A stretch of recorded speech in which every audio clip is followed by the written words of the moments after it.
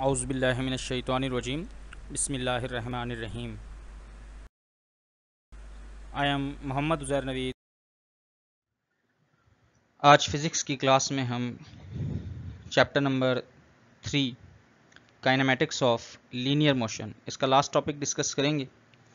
Numericals कुछ हमने start किए थे प्रीवियस लेक्चर में। आज हम बाकी के न्यूमेरिकल जो रिमेनिंग मौजूद हैं वो सॉल्व करेंगे। कुछ बुक की सॉल्व्ड एक्सरसाइज के न्यूमेरिकल सॉल्व करेंगे और कुछ एक्सरसाइज की जो प्रॉब्लम्स हैं वो सॉल्व करेंगे। टॉपिक स्टार्ट करने से पहले इस्लामिक इंटीग्रेशन जो कि कुरान पाक की सूरत नंबर 2 की आयत नंबर 284, अल्लाह ही का है जो कुछ आसमानों में है और जो कुछ ज़मीन में है, और अगर तुम जाहिर करो जो कुछ तुम्हारे जी में है या छुपाओ, अल्लाह तुमसे इसका हिसाब लेगा। तो जिसे चाहेगा बख्शेगा और जिसे चाहेगा सज़ा देगा, और अल्लाह हर चीज़ पर कादिर है। कंटेंट्स की बात करें तो आज हम न्यूमेरिकल्स करेंगे, सॉल्व्ड एग्जांपल्स सॉल्व करेंगे और प्रॉब्लम ऑफ एक्सरसाइज यानी कि जो हमारी एक्सरसाइज के न्यूमेरिकल्स हैं वो हम सॉल्व करेंगे आज के लेक्चर में।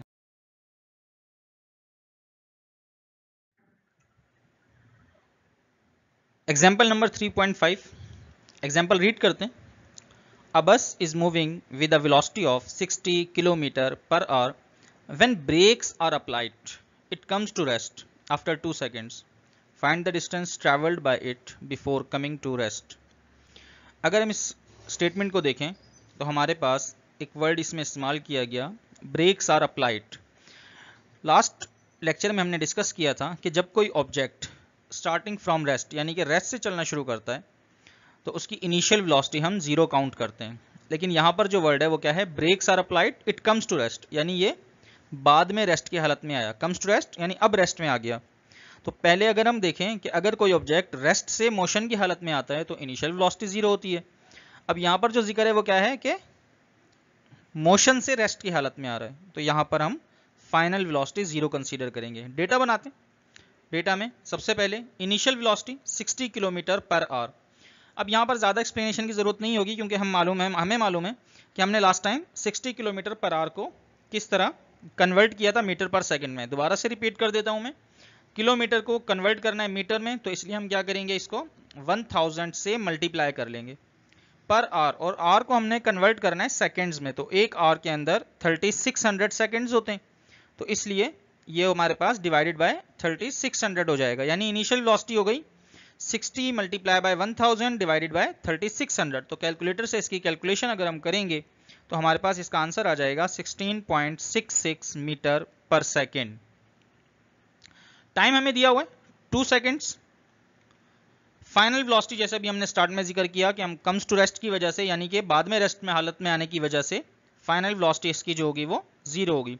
Find the distance travelled by it before coming to rest. Rest में आने से पहले इसने कितना फासला तय किया ये हमने मालूम करना है। तो इसका मतलब क्या हुआ कि इसमें जो फाइंड करना है, जो रिक्वायर्ड डेटा है यानी कि जो रिक्वायरमेंट है वो क्या है, डिस्टेंस। हमने डिस्टेंस फाइंड करना है। फॉर्मूला इसका डिस्टेंस फाइंड करने का। अच्छा, एक चीज हमेशा याद रखिएगा, जब भी हम किसी न्यूमेरिकल में डिस्टेंस फाइंड करेंगे तो डिस्टेंस फाइंड करने के लिए हमारे पास एक्सेलरेशन का होना जरूरी है। यानी हम जब भी डिस्टेंस फाइंड करने जाएंगे तो अगर एक्सेलरेशन मौजूद नहीं होगा, जैसा आपने डेटा में देखा कि हमारे पास एक्सेलरेशन मौजूद नहीं है, अगर एक्सेलरेशन मौजूद नहीं है तो हमें पहले एक्सेलरेशन फाइंड करना पड़ेगा। बगैर एक्सेलरेशन के डिस्टेंस फाइंड नहीं हो सकता, तो इसलिए हम पहले एक्सेलरेशन फाइंड करेंगे। एक्सेलरेशन फाइंड करने के लिए हमारे पास जो फार्मूला है for finding acceleration, a is equals to vf minus vi upon t, final velocity minus initial velocity divided by time. अब फाइंडिंग फॉर डिस्टेंस, अब डिस्टेंस मालूम करने के लिए यहाँ जो फॉर्मूला हम यूज करेंगे वो क्या होगा, 2as is equals to vf square minus vi square. This is the third equation of motion. Solution की तरफ चलें। First we find acceleration. सबसे पहले हमें एक्सेलरेशन फाइंड करना है जिसका फॉर्मूला हम ऊपर भी लिख चुके हैं, a is equals to vf minus vi divided by time. अब vf हमारे पास 0 था, इनिशियल फाइनल वेलोसिटी 0 है, इनिशियल वेलोसिटी 16.66 है और डिवाइडेड बाय 2 यानी कि 2 सेकंड्स का टाइम था हमारे पास। तो हमने एक्सेलरेशन के फॉर्मूले में वैल्यू पुट की 0 माइनस 16.66 डिवाइडेड बाय 2। तो ये हमारे पास आ गया a इज इक्वल टू -16.66, क्योंकि 0 में से -16.66 करेंगे तो वही वैल्यू रहेगी -16.66 डिवाइडेड बाय 2। तो अब इसको डिवाइड कर लें अगर 2 से, तो एक्सेलरेशन की वैल्यू क्या आ गई -8.33 मीटर पर सेकेंड स्क्वायर, यानी ये हमारे पास क्या आ गया, एक्सेलरेशन आ गया। अब एक्सेलरेशन आ गया तो आगे हम फाइंड कर सकते हैं क्या चीज, डिस्टेंस। तो अब फाइंड करेंगे डिस्टेंस, जैसे फॉर्मूला हमने लिखा था 2as is equals to vf square minus vi square. अब इस फॉर्मूले के मुताबिक हम इसको सॉल्व करते हैं, वैल्यूज पुट करेंगे।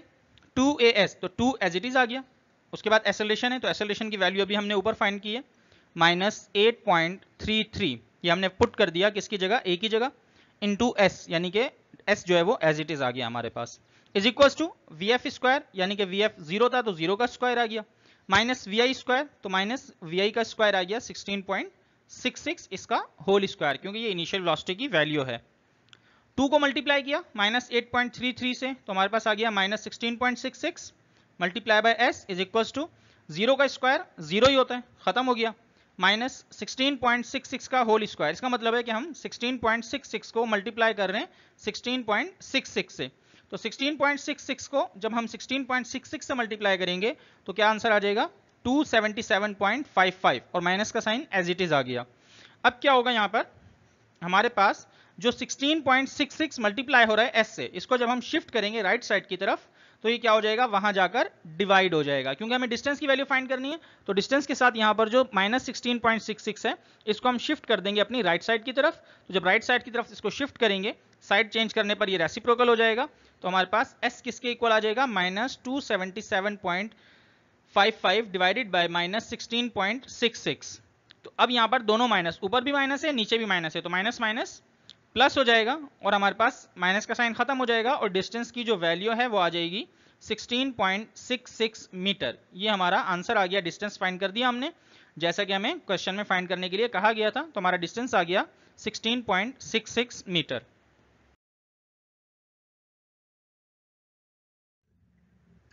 प्रॉब्लम नंबर 3.7, प्रॉब्लम नंबर 3.7 देखते हैं, स्टेटमेंट पढ़ते हैं। The velocity of the motorcycle increased by an acceleration of 2 metre per second square, यानी कि यहां तक हमें पता लगा कि हमें क्या चीज गिवन है, एक्सेलरेशन गिवन है 2 metre per second square and becomes 20 metre per second. अब वेलोसिटी तब्दील हो रही है, अब वेलोसिटी दी हुई है 20 metre per second in 5 seconds, time दिया हुआ है 5 seconds. Find the initial velocity of the car, यानी अब हमें इनिशियल वेलोसिटी मालूम करनी है, रिक्वायर्ड डेटा में आएगी, यानी कि हमें फाइंड करनी है। अब इसका मतलब क्या हुआ कि जो गिवन वेलोसिटी है जो 20 मीटर पर सेकेंड है, ये कौन सी वेलोसिटी होगी, फाइनल वेलोसिटी होगी, यानी कि हमें डेटा में फाइनल वेलोसिटी दी हुई है, एक्सेलरेशन दिया हुआ है और टाइम दिया हुआ है, और मालूम क्या करने के लिए कहा है, इनिशियल वेलोसिटी। तो डेटा बना लेते हैं इसी तरतीब से।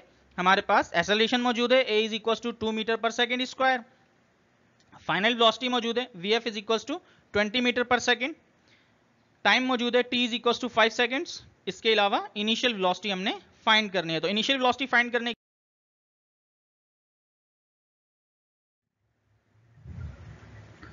फॉर्मूला क्या होगा, from the first equation of motion, first equation of motion से हम वैल्यू लिखेंगे vf is equal to vi plus at। मालूम क्या करना है, इनिशियल वेलोसिटी मालूम करनी है। सॉल्यूशन की तरफ आए तो फॉर्मूला लिखा हमने vf is equal to vi plus at।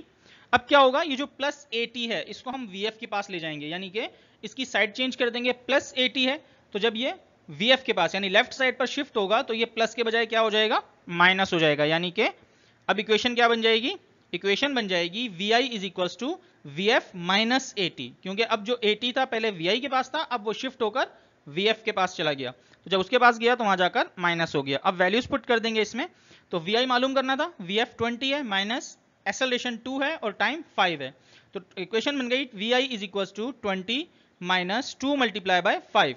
तो हम इसको मल्टीप्लाई करें तो 20 माइनस 10 हो गया और हमारे पास इनिशियल वेलोसिटी आ गई कितनी, 10 मीटर पर सेकेंड, यानी कि 20 में से 10 माइनस किया तो 10 मीटर पर सेकेंड। तो इनिशियल वेलोसिटी जो हमें फाइंड करनी थी वो हमारे आ गया कितना, 10 metre per second.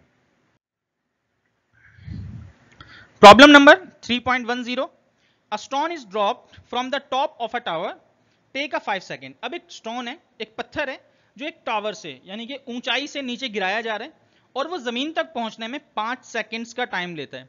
Calculate the height of the tower, height मालूम करनी है कि इस वक्त जो है वो टावर की जो हाइट है वो कितनी है, कितनी हाइट से वो स्टोन जो है नीचे गिराया गया है।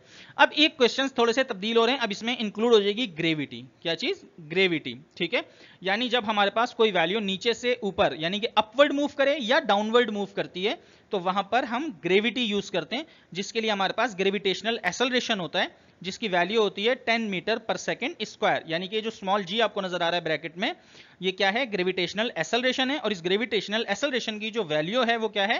10 मीटर पर सेकेंड स्क्वायर है। अब यहां पर सिंपल एक्सेलरेशन नहीं होगा बल्कि ग्रेविटेशनल एक्सेलरेशन यूज करेंगे। डेटा बना लेते हैं। अच्छा, यहां पर एक और चीज भी ध्यान में रखिएगा। अब यहां पर दो तरह की मूवमेंट होती है, अपवर्ड और डाउनवर्ड। अब यहां पर ड्रॉप का वर्ड है, ड्रॉप का मतलब होता है गिरना, ड्रॉप का मतलब क्या होता है? नीचे गिरना। यानी कि जो मूवमेंट है वो कौन सी है? डाउनवर्ड मूवमेंट है, नीचे की तरफ हरकत है। तो डाउनवर्ड मूवमेंट के अंदर हमेशा इनिशियल वेलोसिटी जो होती है वो जीरो कैलकुलेट की जाती है, यानी इसकी इनिशियल वेलोसिटी जो होगी वो क्या होगी? जीरो होगी। ठीक है, इसके अलावा हमारे पास डेटा में क्या मौजूद है? ग्रेविटेशनल एक्सेलरेशन मौजूद है जी, 10 मीटर पर सेकेंड स्क्वायर, और साथ ही हमें टाइम दिया हुआ है 5 सेकेंड्स। मालूम क्या करना है? हाइट मालूम करनी है। ठीक है, जिसको हम डिस्टेंस भी कह सकते हैं, लेकिन यहां पर इसको हम हाइट लिखेंगे h। ठीक है, यानी s नहीं होगा, डिस्टेंस s होता है ना, तो यानी कि s नहीं बल्कि h फाइंड करना है। अब इसका फॉर्मूला देखें हम फाइंड करने के लिए, h is equal to v i t plus half a t square. आपको याद होगा ये हमारे पास क्या है? ये हमारे पास क्या है? Second equation of motion. तो यहां पर जो a है ये रिप्लेस हो जाएगा किससे? g से, यानी h is equal to v i t plus half g t square. तो यहां पर हम a की बजाय g यूज करेंगे, तो ये क्या बन जाएगा? जी टी स्क्वायर। ठीक है, ग्रेविटेशनल एक्सेलरेशन। तो ये सॉल्यूशन की तरफ चलें, तो h is equal to v i t plus half g t square, h is equal to 0 initial velocity multiply by time 5 plus 1/2 acceleration, यानी कि ग्रेविटेशनल एक्सेलरेशन यूज किया, उसकी वैल्यू 10 थी, इनटू टी स्क्वायर, यानी कि टाइम का square है, तो टाइम 5 सेकंड्स था तो उसका स्क्वायर बन गया। तो ये आ गया हमारे पास, 0 को 5 से मल्टीप्लाई करेंगे 0 ही आएगा, क्योंकि 0 किसी भी वैल्यू से मल्टीप्लाई होकर 0 ही रहता है। तो ये 0 आ गया, plus half into 10 as it is आ गया, और 5 का स्क्वायर आ गया 25, यानी कि 5 5 जा 25। तो हमारे पास क्या होगा? ये 2 और 10 आपस में कैंसिल हो रहे हैं, 2 1 जा 2, 2 5 जा 10, तो ये 5 बन गया। ठीक है, 1/2 इंटू 10 जो है वो क्या बन गया? 5, और आगे क्या ब्रैकेट में? 25, तो 5 मल्टीप्लाई बाय 25 इट बिकम्स 125, यानी कि हाइट हमारे पास कितनी आ गई? 125 मीटर, यानी कि हमारे पास न्यूमेरिकल का आंसर आ गया। हाइट फाइंड कर ली हमने, h is equal to 125 metre. Problem number 3.11 है। A boy throws a ball with velocity of 20 meter per second. Throws a ball. Find the time elapsed between the throwing and catching the ball. अभी जो throwing का word है या throws का word है, ये हमेशा upward movement के लिए यूज किया जाता है। ठीक है, यानी ऊपर की तरफ थ्रो की जाती है हमेशा। तो बॉल अब मूवमेंट जो है वो अपवर्ड है। ठीक है, तो इस अपवर्ड मूवमेंट का जो डेटा होगा वो क्या होगा? जैसे हमने पढ़ा था कि अगर कोई मूवमेंट डाउनवर्ड है, यानी कोई चीज ऊपर से नीचे की तरफ आ रही है, तो उसकी इनिशियल वेलोसिटी 0 है। अब यहां पर जो जिक्र है वो क्या है? यहां पर अपवर्ड मूवमेंट है, नीचे से ऊपर की तरफ जा रही है, इसका मतलब है इसकी फाइनल वेलोसिटी 0 होगी। अब इनिशियल वेलोसिटी क्या होगी? 20 मीटर पर सेकंड गिवन है। ग्रेविटेशनल एक्सेलरेशन, अब यहां पर एक और चीज ध्यान में रखनी है कि जो ग्रेविटेशनल एक्सेलरेशन g होगा वो नेगेटिव काउंट होगा, क्योंकि अब मूवमेंट जो है वो अगेंस्ट द ग्रेविटी है। ठीक है, यानी ऊपर की तरफ मूवमेंट है, तो -10 मीटर पर सेकंड स्क्वायर। टाइम हमने मालूम करना है। ठीक है, टोटल टाइम मालूम करना है, जितनी देर में बॉल नीचे से ऊपर गई और ऊपर से नीचे आई, क्योंकि थ्रोइंग एंड कैचिंग, यानी पहले ऊपर फेंकी और फिर नीचे कैच की, तो टोटल टाइम हमने मालूम करना है इसका।